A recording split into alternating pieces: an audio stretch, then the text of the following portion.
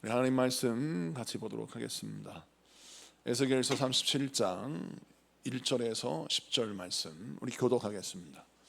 구약성경 에스겔 37장 1절에서 10절까지 말씀 제가 먼저 봉독합니다. 여호와께서 권능으로 내게 임재하시고 그의 영으로 나를 데리고 가서 골짜기 가운데 두셨는데 거기 뼈가 가득하더라. 나를 그 뼈 사방으로 지나가게 하시기로 본즉 그 골짜기 지면에 뼈가 심이 많고 아주 말랐더라. 그가 내게 이르시되 인자야 이 뼈들이 능히 살 수 있겠느냐 하시기로 내가 대답하되 주 여호와여 주께서 아시나이다. 또 내게 이르시되 너는 이 모든 뼈에게 대언하여 이르기를 너희 마른 뼈들아 여호와의 말씀을 들을지어다. 주 여호와께서 이 뼈들에게 이같이 말씀하시기를 내가 생기를 너희에게 들어가게 하리니 너희가 살아나리라. 너희 위에 힘줄을 두고 살을 입히고 가죽으로 덮고 너희 속에 생기를 넣으리니 너희가 살아나리라. 또 내가 여호와인 줄 너희가 알리라 하셨다 하라. 이에 내가 명령을 따라 대언하니 대언할 때에 소리가 나고 움직이며 이 뼈 저 뼈가 들어맞아 뼈들이 서로 연결되더라. 내가 또 보니 그 뼈에 힘줄이 생기고 살이 오르며 그 위에 가죽이 덮이나 그 속에 생기는 없더라. 또 내게 이르시되 인자야 너는 생기를 향하여 대언하라. 생기에게 대언하여 이르기를 주 여호와께서 이같이 말씀하시기를 생기야 사방에서부터 와서 이 죽음을 당한 자에게 불어서 살아나게 하라 하셨다 하라. 이에 내가 그 명령대로 대언하였더니 생기가 그들에게 들어가매 그들이 곧 살아나서 일어나 서는데 극히 큰 군대더라. 아멘. 오늘은 에스겔서 37장 1절에서 10절까지 말씀을 통해서 에스겔 연속 강의 31번째 시간 아멘의 힘으로 말씀을 선포하라. 아멘의 힘으로 말씀을 선포하라 라는 제목으로 말씀을 증거할 때 많은 은혜 받는 시간 되기를 바랍니다. 우리가 현실을 바라볼 때 두 가지 종류의 시선으로 바라보는 사람이 있습니다. 첫 번째는 현실 그 자체를 바라보는 사람이죠. 두 번째는 그 현실 너머를 바라보는 사람입니다. 여러분, 하나님의 백성들은 어떻게 현실을 바라보아야 하냐면 내게 주어진 현실 그 자체만 보지 말고 그 현실을 넘어 하나님이 계획하시고 하나님이 이루시며 하나님이 일하시는 그 상황과 그 환경과 그 미래를 바라볼 수 있는 눈이 열려야 할 줄로 믿습니다. 성경 66권 가운데 모든 믿음의 사람들은 이렇게 현실 너머의 하나님의 역사를 보는 사람이었어요. 그래서 하나님의 역사와 능력으로 승리하고 고난과 환난 속에서도 감사와 기쁨이 넘쳐난 인생을 살아가게 되죠. 나는 지금 힘들고 어려워요. 현실이 정말 열악합니다. 그런데 그 열악한 현실과 상황과 환경 속에서도 기쁨을 잃지 아니하고 오히려 믿는 자들, 다른 사람들을 위로하고 격려하는 그런 그리스도인들을 우리가 현실에서 보지 않습니까? 우리 교회에서도 보면 우리 성도님들 정말 힘들고 어려운 상황 속에서도 우리 하나님께 영광을 돌리고 웃고 기뻐하며 나는 사람들이 위로가 되는 그런 신앙의 고백에 있는 분들이 참 많이 계세요. 이분들이 왜 그렇습니까? 현실 감각이 없어서 그럴까요? 아닙니다. 그분들은 현실 너머에 역사하시는 하나님의 일하심, 그리고 우리가 이 땅 넘어 우리가 마땅히 이제 가야 할 하나님의 나라, 하나님의 은혜, 그것을 바라보기 때문에 현실의 고통을 능히 극복할 수 있는 것입니다. 오늘 본문도 마찬가지입니다. 어떤 문장의 흐름이 있냐면 우리 하나님께서 이스라엘 백성들에게 희망과 소망의 말씀을 주고 계세요. 이는 무엇이냐? 이스라엘 백성들이 예루살렘에 입성해서 이제 무너진 땅을 다시 재건하고 하나님의 뜻을 이루어야 하는데 현실이 너무 암담합니다. 하나님의 약속은 찬란한데 현실은 암담해요. 하나님의 약속은 분명한데 나의 가능성은 희미합니다.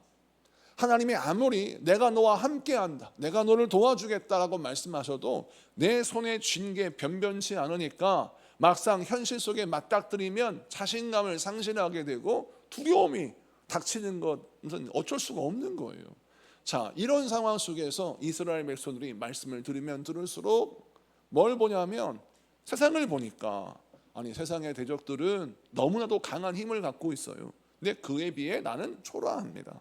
또 내가 마주대야 하는 현실은 너무나도 처참한데 내가 가지고 있는 것은 너무 변변치 않은 거예요. 그래서 점점 말씀을 듣고도 순종하지 못하고 말씀을 붙들어도 용기 있게 다 갖지 못하는 겁니다. 이러지도 저러지도 못하는 그런 상황 속에서 낙심이 있습니다. 그래서 그들을 향하여 하나님이 위로하고 힘을 주시고자 오늘 이 본문을 말씀하시고 계시는 겁니다. 우리 하나님이 에스겔에게 환상을 보여주십니다.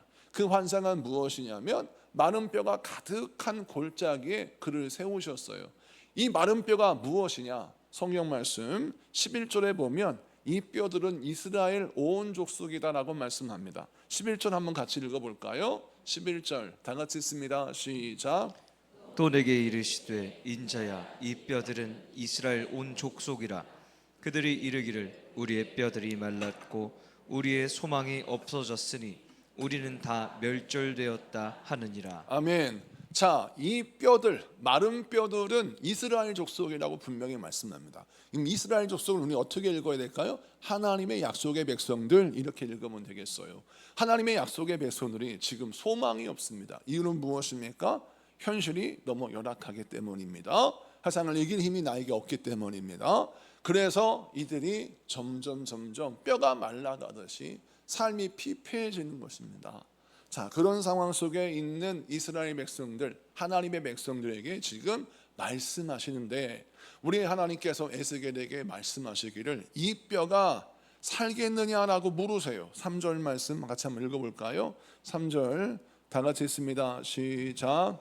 그가 내게 이르시되 인자야 이 뼈들이 능히 살 수 있겠느냐 하시기로 내가 대답하되 주 여호와여 주께서 아시나이다. 아멘. 자, 오늘 말씀 보세요. 인자야라고 하는 것은 에스겔을 향해 말씀이에요. 에스겔아, 이 마른 뼈가 살 수 있겠니? 라고 물으셨어요. 그랬더니 에스겔이 뭐라 하냐면 주 여호와여 주께서 아시나이다. 이게 무슨 뜻입니까? 나는 모르겠는데 답은 하나님이 아십니다. 왜 에스겔이 능히 살겠습니다라고 말하지 못했을까요? 자신이 선지자지만 아무리 믿음의 눈으로 보려고 해도 이 마른 뼈가 살겠는가 라고 하는 가능성이 보이지 않는 겁니다. 여러분, 나의 인생에 소망이 보이지 않는 거 믿음 없어서가 아니라 사실은 자신 없어서가 맞아요. 아무리 믿음으로 보려고 믿음으로 판단하려고 해도 자신이 없어요. 왜? 과연 이 뼈가 살아날까? 소망을 아무리 계산해봐도 확률을 아무리 계산해봐도 확률 통계를 보면 이 뼈는 살 가능성이 없습니다. 그런데 하나님이 이 뼈를 살리고자 하시는 계획을 말씀하십니다. 하나님이면 가능하십니다. 그러나 나는 불가능합니다라는 대답이 오늘 본문 말씀에 주 여호와 주께서 하십니다라는 대답이에요. 여러분, 우리 인생이 자신 없음도 사실은 이게 비정상이 아니에요. 이게 정상적인 겁니다. 우리가 아무리 열심히 살고 열심히 노력한다 할지라도 우리가 당면한 문제 자신에게 풀 자신이 없을 때가 있어요. 제가 처음에 개척했을 때에도 이 교회가 부흥되겠느냐라고 하나님이 물으셨을 때 아멘 라고 대답은 하지만 마음으로는 불안해가지고 자다가도요 진짜 벌떡벌떡 일어났어요. 지금도 그 장면이 선명하게 기억납니다. 개척은 해놨고 전도는 어렵고 상황은 너무나 열악했어요. 부엌이 없는 교회가 어디 있습니까, 여러분? 도시가스 버너가 없는 교회가 어디 있어요? 처음 교회가 그랬어요. 도시가스가 연결되어 있지 않고 부엌이라는 공간도 공용공간 복도였기 때문에 그냥 관리사무소에서 이거 불법이라고 치우라고 하면, 소방법에 걸린다고 치우라고 하면 다 치워야 되는 겁니다. 그러면 그 교회는 부엌도 없는 교회가 돼버려요. 나중에 영어학원 빌려서 부엌을 사용했으니 망정이지. 그리고 저희 사택에서 음식을 3년인가 사택에서 4년 동안 사택에서 음식을 만들어서 날랐어요. 그때 날릴 때 제가 양복을 잘 차려입고 성령책 가방을 들고 한 손에는 성령책 가방, 한 손에는 된장국을 들고 엘리베이터에 탔어요. 그러면 사람들이 막 영화 보려고 이제 엘리베이터 타잖아요. 그러면 냄비를 건들지 말아야 되는데 붐비니까 사람이 다리로 툭툭 건드려서 냄비가 떨어져요. 그러면 여러분 엘리베이터에 냄비 뚜껑이 떨어질 때 소리가 어떤지 금방 크지니까 땡그랑 땡그랑 땡그랑 땡그랑 떨어져요. 그러면서 냄비에 얼리면서 된장국 냄새가 확 퍼집니다. 사람들이 이게 무슨 냄새야? 라고 하는 그 핀잔과 비웃음 속에서 제가 양복 입고 조용히 앉아서 뚜껑을 들어서 죄송합니다 여러분 하고 뚜껑을 닫았던 적이 한두 번이 아니에요. 왜냐하면 제가 오전에 교회에 가서 세팅을 할 시간이 오전 첫 번째 영화 프로그램이 개봉하던 때거든요. 그래서 영화 보는 사람들이 첫 번째 조조 할인을 보려고 정말 많은 사람이 왔거든요. 그 시간에. 그 생활을 4년을 했어요. 저하고 믿음이 있는 사람. 제가 왜 믿음이 없겠어요? 아니 목사 정도 됐으면 얼마나 믿음이 좋은 사람이겠습니까? 그런데 주일마다 된장찌개, 김칫국, 뭐 콩나물국, 그 다음에 우리 딸들은 반찬통 김치, 콩나물 뭐 이런 거 밥 들고 온 가족이 6식구가 다 이렇게 음식을 들고 4년 동안 날랐단 말이에요. 그런데 그때 이렇게 믿음으로 했지만 자다가 또 내 마음속에 힘들고 어려운 상황 때문에 눈을 번쩍 떠요. 그리고 천정을 봅니다. 그리고 한숨을 쉬어요. 과연 하나님 우리 교회가 부흥될 수 있을까요? 과연 하나님 우리 교회가 일어설 수 있습니까? 이 절망의 밑바닥에서 일어설 수 있습니까? 라고 질문을 했어요. 그때 기억이 지금도 선명해요. 힘들고 어려운 미래 앞에 자신 없어 하는 여러분 정상이에요. 비정상 아닙니다. 부족해서가 아니에요. 그럴 수 있어요. 두렵습니다. 잠이 안 와요. 어떻게 해야 될지 감이 잡히지가 않아요. 그러니까 오늘 에스겔처럼 주 여호와 주께서 하십니다 라고 말하는 게 사실은 정상적이에요. 다 이래요. 나도 그랬고 우리 모두도 그렇습니다. 그런데 그런 우리를 하나님이 믿음 없다 책망하지 않으십니다. 뭐라 하세요? 성경 말씀 4절입니다. 4절 다 같이 읽습니다. 시작. 또 내게 이르시되 너는 이 모든 뼈에게 대언하여 이르기를 너희 마른 뼈들아 여호와의 말씀을 들을지어다. 아멘. 자, 우리 하나님께서 에스겔에게 이 모든 마른 뼈에게 대언하라 라고 말씀하세요. 자, 이 말씀 3절과 4절의 간격을 잘 보셔야 합니다. 하나님이 분명히 질문을 하셨어요. 이 뼈가 능히 살겠느냐? 라고 했는데 만족할 만한 대답이 나오지 않았습니다. 주 여호와가 하십니다 라고 했는데 이때 하나님이 이 믿음 없는 백성아 이 에스겔아 너는 선지자인데 이 정도밖에 안 되니? 라고 그를 나무라지 아니하시고 그에게 바로 해답을 주십니다. 그것이 무엇입니까? 하나님의 말씀이 들려질 텐데 그 말씀을 대언하라라고 말씀하시는 거예요. 이 대언이 뭐냐면 네 생각 섞지 말고 하나님의 말씀이 선포되면 그 말씀 그대로 선포하고 전해라 그 말씀이에요. 여러분 왜 이렇게 하나님이 에스겔에게 말씀하실까요? 지금 에스겔이 필요한 건 뭐냐면 자기의 생각을 내려놓고 하나님의 말씀으로 자기의 이성과 자기의 판단과 자기의 모든 생각을 채워넣어야 합니다. 왜? 나는 자신이 없어요. 내가 아무리 봐도 확률 통계를 따져봐도 이 마른 뼈는 되살아날 수 없습니다. 이 상황은 극복될 수 없고 이 환경도 바뀔 수가 없어요. 그래서 우리 젊은 친구들 말로 뇌를 잠시 내려놔야 돼요. 뇌를 빼고 하나님의 말씀으로 채워야 합니다. 그리고 하나님의 말씀을 그냥 가감없이 증거하고 선포해야 돼요. 왜? 내 생각을 빼고 하나님의 말씀만 선포해야 할 수밖에 없는 상황이기 때문에. 자, 우리 인생의 환경 속에서 자신이 없습니다. 나를 둘러싼 사람들이 너무나 험악해. 나를 둘러싼 상황이 너무나 열악해요.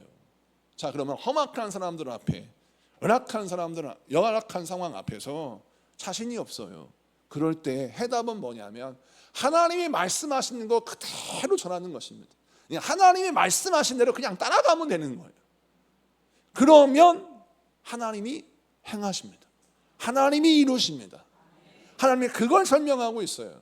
자, 이것이 바로 무엇이냐? 하나님이 나에게 말씀하실 때 아멘 하는 힘이 나에게 있어야 하는데, 이 아멘 힘이 뭐냐면 말로만 아멘이 아니라 하나님 그 말씀대로 이루어집니다 라고 하는 고백을 내가 하는데, 내 인생은 그 고백을 지지하지 못해요. 그 고백을 이룰 수 없어. 그런데 나의 삶이 하나님의 말씀이 이루어집니다 라고 하는 삶으로 내가 되어지기 원합니다 라고 나의 삶을 드리는 이 아멘의 힘, 말씀 그대로 이루어지기 원합니다 라고 하는 그 내 믿음의 힘이 나를 밀어붙여야 돼요.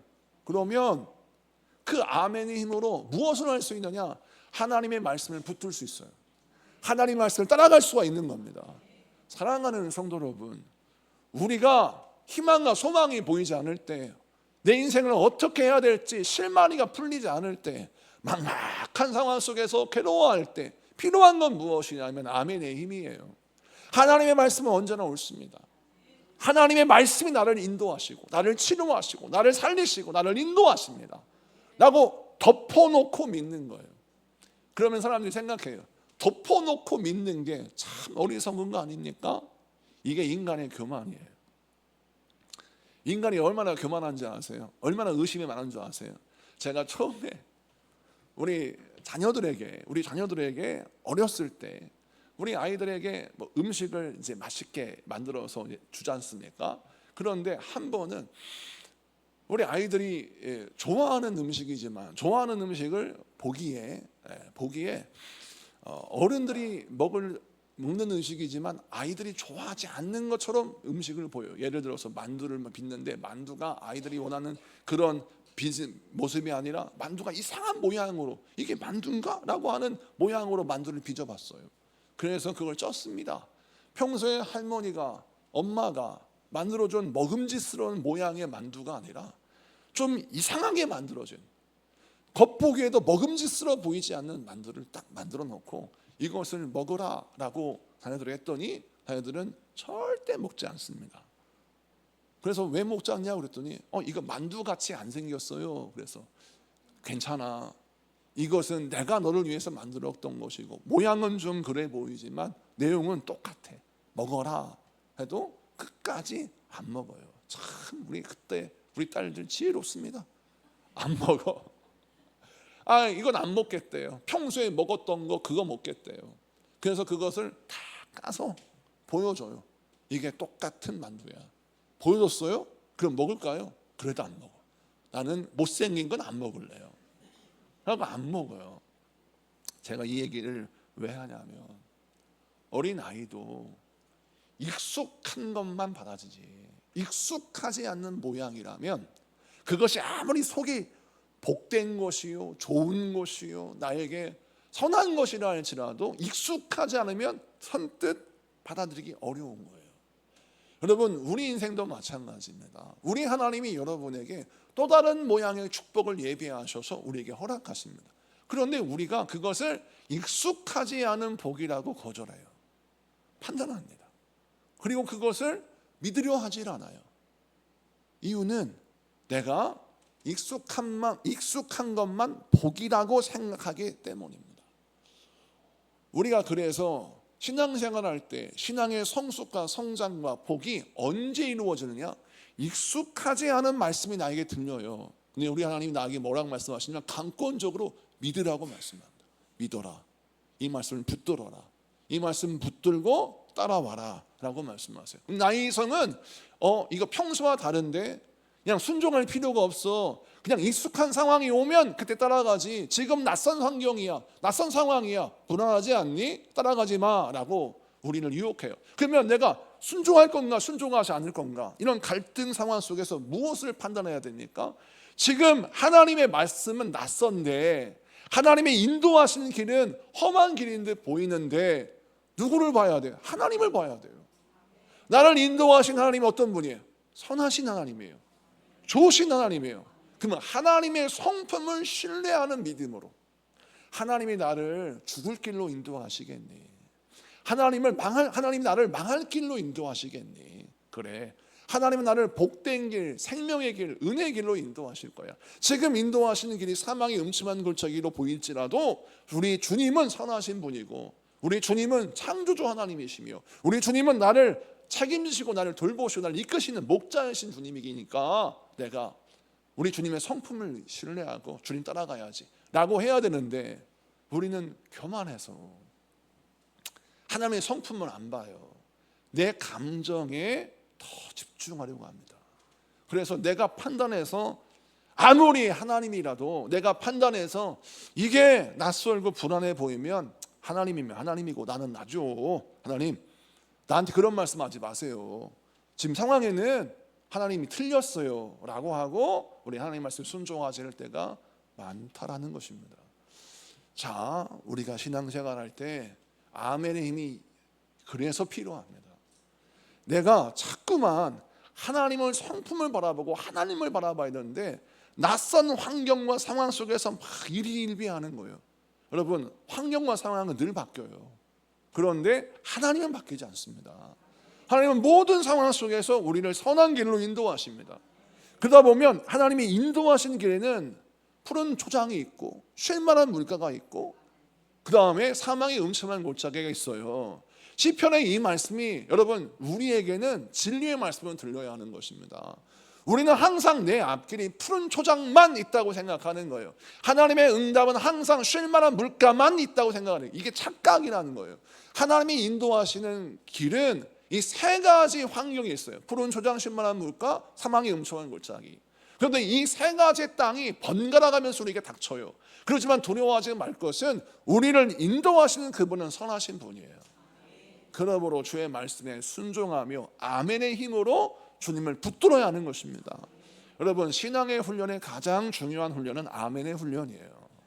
그 말씀을 따라서, 그 은혜를 따라서 가는 것, 이것이 바로 팔로잉의 힘, 하나님을 따라가는 힘. 이 따라가는 힘이 있었을 때 그의 인생은 참으로 복이 됩니다.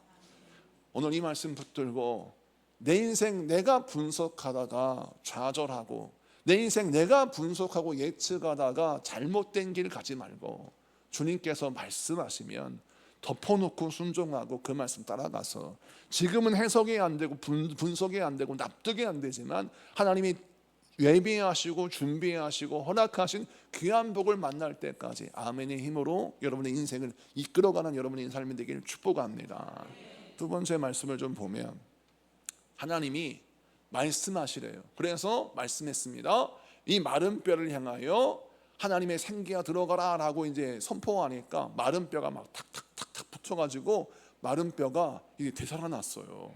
그런데 중요한 건 그 속에 생기가 없는 것을 발견합니다. 8절을 봅시다. 8절 다 같이 읽습니다. 시작. 내가 또 보리 그 뼈에 힘줄이 생기고 살이 오르며 그 위에 가죽이 덮이나 그 속에 생기는 없더라. 아멘. 자, 마른 뼈가 되살아났어요. 사람의 모습을 하고 있습니다. 그런데 생기가 없어요. 이 생기라고 하는 말이 히브리어로 루아흐라고 나와 있는데, 루아흐가 무엇이냐? 숨결 또는 성령, 이런 의미를 갖고 있어요. 자, 성령의 은혜, 하나님의 호흡, 뭐 이런 의미를 갖고 있는 이 생기가 없었다라는 것입니다. 여러분, 왜 성령과 생기와 호흡이 같은 단어 속에 포함되어 있을까요? 하나님의 호흡을 하는 자는 생명을 얻습니다. 그런데 하나님과 호흡하는 것을 놓쳐버린 사람은 생명을 잃어버리는 거예요. 그럼 하나님의 호흡을 품는 게 뭘까요? 성령과 함께 호흡하는 것. 제가 옛날에 한번 소개한 적이 있어요. 하나님은 우리에게 어떤 호흡을 주셨느냐? 산소를 들이마시고 이산화탄소를 내뱉습니다. 근데 만약에 내 주변에 들이마실 산소가 부족하면 우리는 호흡곤란을 죽어요. 또 반대로 내 안에 있는 이산화탄소를 내뱉지 못해도 우리는 죽습니다. 우리는 항상 산소를 들이마시고 이산화탄소를 내뱉어야 내가 살 수가 있는 겁니다. 이것이 바로 생명의 호흡인 것이죠. 하나님의 은혜가 내 안에 들어옵니다. 그리고 내 영혼을 적셔요. 그 내 안에 하나님의 은혜가 들어오면 반드시 발견되는 것이 무엇입니까? 나의 죄와 허물입니다. 나의 죄와 허물, 그것들이 나의 영혼의 호흡을 통하여 내뱉어져야 하는 것입니다. 이것이 바로 하나님이 나에게 허락하신 영적인 호흡이에요. 은혜의 들숨과 회개의 날숨. 이 은혜의 들숨과 회개의 날숨이 나의 인생의 호흡, 나의 영혼의 호흡으로 온전히 이루어졌을 때 나는 비로소 생기 있는 자, 생명 있는 자가 됩니다. 근데 많은 사람이 은혜의 들숨은 있는데 회개의 날숨이 없어요. 은혜는 받았대요. 그런데 항상 회개할 때는 똥 싸고 뭉개는 것처럼 어물쩍 넘어가는 거예요. 마치 그냥 회개 안 하고 하나님이 다 알아서 하시겠지라고 그냥 넘어가는 거예요. 그냥 사람 앞에서 회개라는 얘기가 아니에요. 하나님 앞에서 정확하게 하나님 이거 잘못했어요 라고 또박또박 나의 삶 가운데 진정한 회개가 회복되어야 합니다. 그거 회복되지 않으면 여러분 은혜의 들숨이 있는데 이 회개의 날숨이 안 되니까 호흡이 멈춰지고 생명력을 잃어버리는 것입니다. 우리가 신앙생활하면서 이 은혜의 호흡이 망가진 사람이 정말 많아요. 또 어떤 사람은 반대로 회개는 잘하는데 은혜를 사모하며 은혜를 받지를 못해. 그래서 항상 은혜를 사모하고 은혜를 공급받는데 은혜를 받는 자리는 없어요. 그러니 어떻게 합니까? 공급이 없으니까 인풋이 없으니 아웃풋이 안 돼요. 여러분 우리가 신앙생활하면서 오늘 이 말씀을 기억해야 합니다. 마른 뼈가 되살아났어요. 뼈들이 움직여요. 살이 덮이고 가죽이 덮였어요. 겉모습은 살아있는 듯 보이지만 생명이 없습니다. 그것처럼 우리가 그리스도인이지만 겉모습은 성도예요. 예수님의 제자인 듯 보여요. 그런데 생명력 있는 그리스도인이 될 수 있어요. 이거 뭐냐? 영적인 호흡이 고장나 버렸기 때문에 그렇습니다. 여러분 어김없어요. 신앙생활 10년, 20년, 30년도 뭐 다 소용없습니다. 오늘 내가 영적 호흡을 하고 있느냐? 안 하면 끝나는 겁니다. 여러분 몇 년 동안 호흡하셨습니까? 저 나이 이제 50대인데 50년 동안 호흡을 열심히 했어요. 그런데 내가 여태까지 호흡을 너무 많이 했는데 이제는 좀 잠시 쉬어야 되겠다. 호흡을 한 10분만 쉬어보세요. 관 속에 들어가야 돼요, 여러분. 평생 호흡했는데 잠깐 쉴 수도 있는 거 아닙니까? 평생 호흡을 했는데 잠깐 쉴 수도 있는 거잖아요. 이렇게 생각할 수 있잖아요. 근데 잠깐 쉬면 안 된다니까요. 우리는 죽어요. 오늘 말씀이 그겁니다. 육신의 호흡이 그렇게 중요한. 왜 생기와 성령을 호흡으로 연결시켰냐면 성령의 은혜를 우리가 어떻게 생각하냐면 평생 은혜 받는데 뭐 오늘 안 받으면 또 내일 받으면 되지 뭐 우리가 이런 생각해요. 그런데 그러면 그럴수록 내 영혼 죽어요. 은혜 받아야 살아요.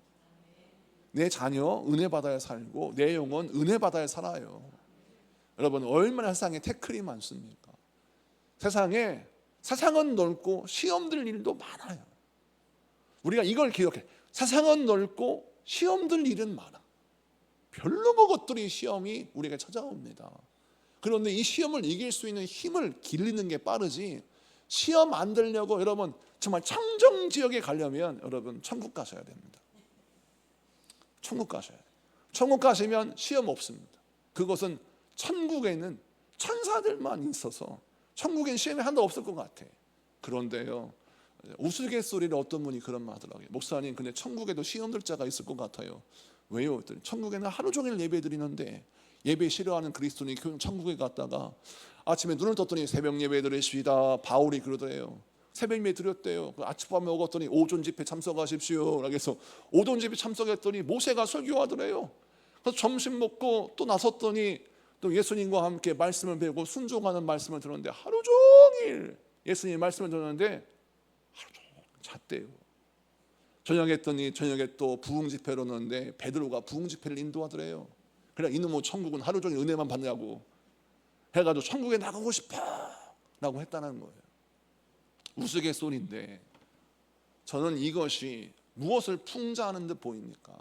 은혜 받는 게 낯설면 천국은 진짜 천국일까요, 여러분? 말씀이 싫은데 예수님이 싫은데 그 사람이 어떻게 천국에 갑니까? 아니 싫어하는 사람 앞에 가가지고 예수님의 말씀을 하루 종일 들어야 되는데 그게 행복하겠어요? 무슨 말씀인지 잘 이해하시겠죠? 우리는 주님이 좋아야 되는 거예요. 세상에 금과 은으로 바꿀 수 없는 예수님이어야 합니다. 그 사랑이 내 안에 회복되려면 무엇이 회복되느냐? 은혜의 호흡이 회복돼야 되는 거예요. 그런데 이거 잊어버리면 여러분 다 잊어버리는 거예요. 그래서 오늘 말씀에 우리가 강조합니다. 은혜의 호흡을 회복해라. 그 은혜의 회복을 회복해야 되는데 뭐라고 하십니까? 생기어 들어가라 라고 명령하시는 장면이 등장해요. 아니 호흡을 하면 되지 생기어 들어가라 왜 할까요? 이것을 잘 이해할 수 있는 게 인공호흡입니다. 여러분 사람이 갑자기 숨을 못 쉬어요. 그러면 인공호흡을 하지 않습니까? 갑자기 숨을 못 쉬어서 폐가 멈췄습니다. 그러면 이 순간이 여러분 2분 3분 지나가면 안 돼요. 뇌에 산소가 공급 안 되면 뇌가 이제 그때부터 죽습니다. 그래서 뇌에 산소가 안 들어가는 상황을 골든타임을 지키기 위해서 곧바로 산소 호흡을 해야 돼. 인공호흡을 해야 되는 거예요. 그냥 막 강제로 산소를 놓쳐. 그래야 삽니다. 우리 하나님이 이 시스템을 보여주시는 거예요. 은혜가 갑자기 멈추잖아요. 그러면 우리가 갑자기 은혜가 딱 멈추면 우리 모든 영적인 시스템이 멈춰버려요. 그때 하나님이 강권적으로 은혜를 받게 하시는 거예요. 때로는 강한 말씀으로, 때로는 강권적인 권면으로 김 지사님 지금 기도하셔야 돼요. 지금 예배하셔야 됩니다. 이렇게 누워있으면 안 돼요. 이렇게 좌절하면 안 됩니다. 도망가면 안 됩니다. 주님 붙들어야 됩니다. 라고 강권적으로 권면해요. 이게 영적인 인공호흡이에요. 그러면 어떻게 합니까? 영혼이 회복되는 거예요. 다시 살아나는 거예요. 그래서 오늘 말씀에 생기가 없는 마른 뼈들을 향하여 그들이 겉모습으로는 사람인 듯 하나 생기가 없는 자들에게 명령하는 겁니다. 생기가 들어가라. 이것은 영적인 인공호흡과 같은 거예요. 여러분 나의 영혼을 향하여 매일같이 명령해야 합니다. 생기야 들어가라. 생기야 들어가라. 하나님의 은혜가 들어가라. 내 영혼을 여러분 낭만적으로 보지 마세요. 내 영혼이 결코 낭만스럽지 않습니다. 내 영혼은요 사실 원죄로 붙들려 있던 사람이었는데 예수의 십자가의 보혈로 그 원죄가 씻겨지고 내가 구원을 얻어서 죄 씻음 받은 자가 되었지만 어떤 기질은 남아있어요? 여전히 죄 짓는 기질이 남아있어요. 시험 들 수밖에 없는 이유를 찾는 기질이 여전히 남아있어요. 내 영혼을 여러분 낭만적으로 보기 때문에 항상 많은 사람들이 뭐 조금만 되면 은혜 받을 거예요, 조금 지나면 변화될 거예요 라고 하는 낙관적인 생각만 하는 거예요. 그래서 이 은혜의 골든타임을 놓치는 겁니다. 이런 나를 붙잡아 놓고 내 영혼을 향하여 선포해야 합니다. 생기가 들어가라. 하나님의 은혜가 들어가라. 내 영혼을 은혜 받는 자리에 놔놓고 은혜를 받아야 하는 것입니다. 여러분 이것을 적용시켜 보자면 우리 학생들 여기 앉아 있는데 제가 고등학교 때 이제 성령을 받고 은혜를 받고 목사님이 되겠다고 목회자가 되겠다고 헌신을 했단 말이에요. 그런데 정말 온 교인들이 다 기뻐했는데 담임 목사님은 걱정하셨어요.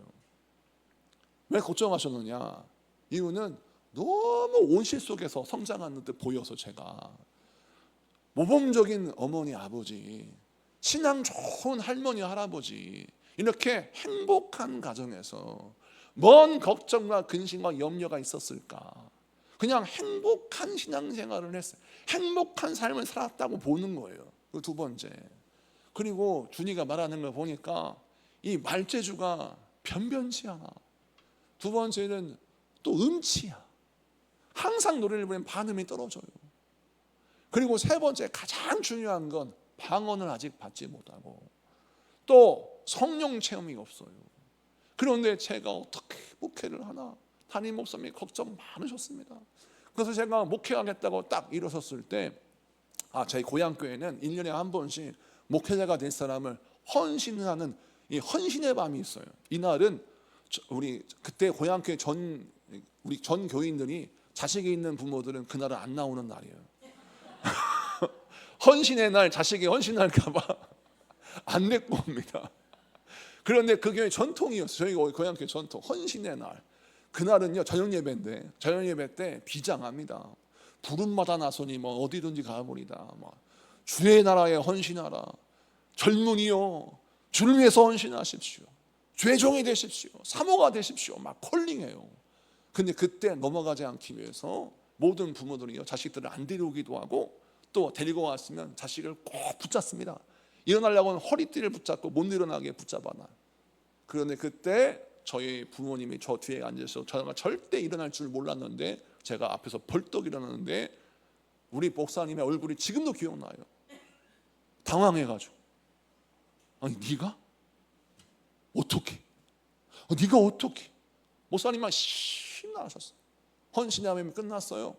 저를 목사님이 저만 헌신했거든요. 그래가지고 목사님 목양실에 부르셨어요. 부르셔서 저한테 설득하셨습니다. 다른 걸 하면 어떻겠니? 너희 집안은 대대로 장로 집안인데, 할아버지도 장로님이고 너도 아버지도 장로님이셨는데 너 장로 가는 게 어떻겠니? 교회를 섬겨라. 너는 보니까 정말 너는 성공할 자질이 있어.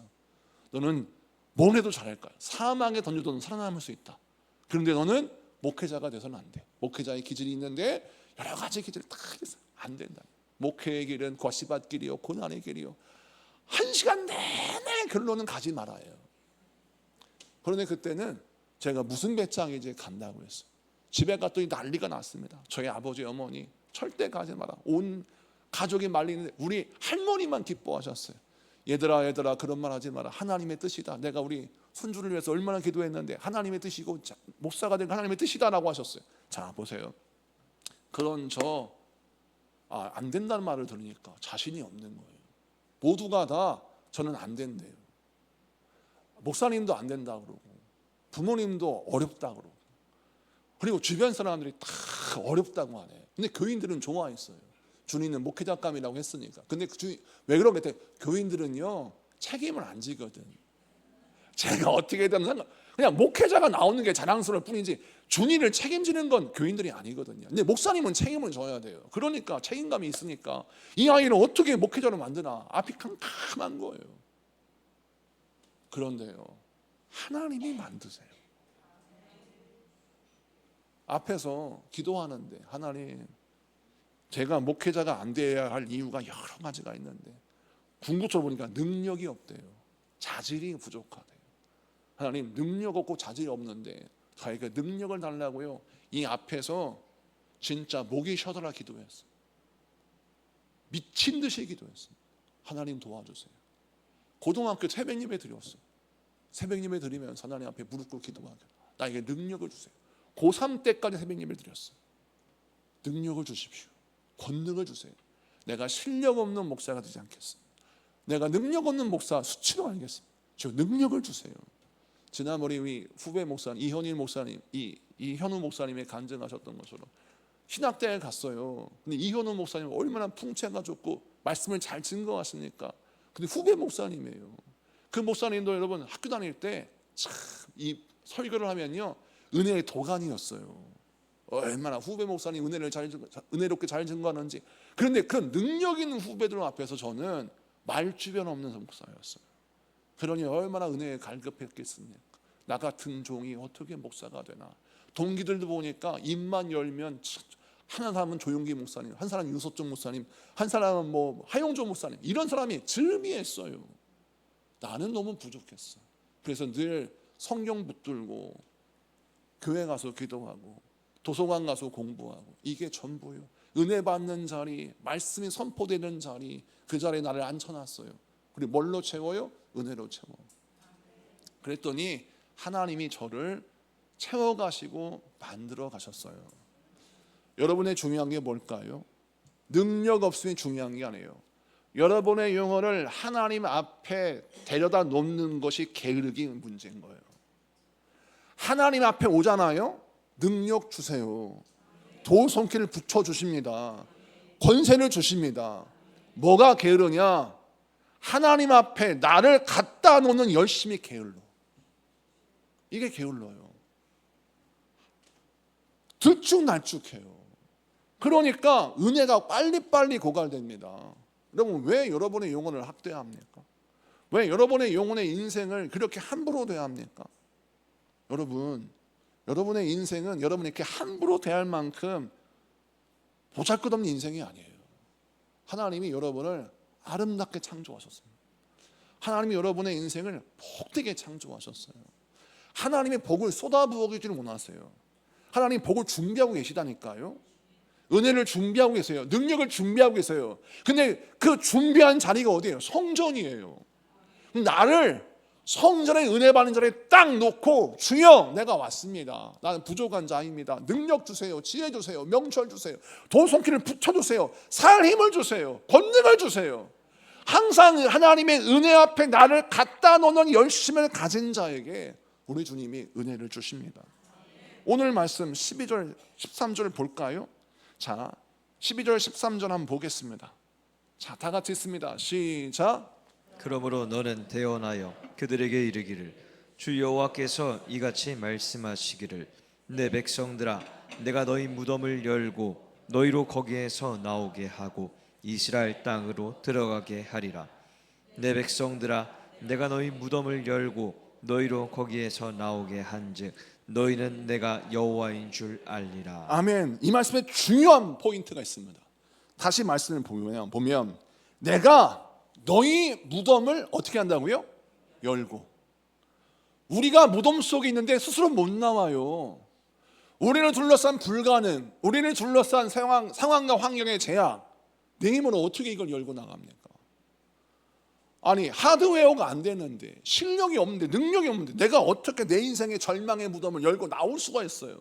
그런데 하나님의 말씀이 선포하기를 뭐라고 선포하시냐면 내가 그 무덤을 열고 죽은 너를 이렇게 세우겠다 라고 말씀하시는 거예요. 이 말씀 무엇입니까? 그래서 너는 무덤 속에 있느냐? 네 무덤을 네 스스로 열려고 애쓰지 말고 너를, 무덤 속에 있는 너를 그대로 말씀 앞에 가져와. 그래서 말씀이 일하게 하라. 하나님의 말씀이 선포되는 그 자리에 네 무덤을 가지고 와. 그러면 내가 그 무덤을 열고 너를 살려내리라. 너를 살려내리라 라고 말씀하시는 거예요. 여러분, 나는 내 힘으로 절대 내 인생의 무덤을 못 엽니다. 그런데 하나님의 말씀은 가능해요. 하나님이 여러분의 무덤을 여실 겁니다. 질병의 무덤을 여실 겁니다. 실패의 무덤을 여실 겁니다. 낙심의 문을 여실 겁니다.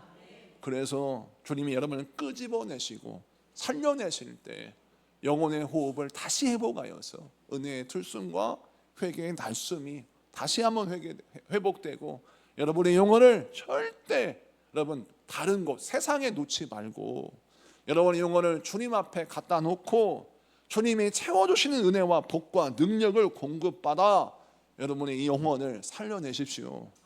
그러면 여러분 인생에 이렇게 오늘 말씀처럼 마른 뼈가 되살아나 하나님의 군대가 되어서 하나님의 뜻을 이룰 자가 되는 것처럼 여러분의 인생이 온전히 회복되어 하나님의 뜻을 이루는 귀한 복이 부어질 줄로 믿습니다. 우리 찬양합시다.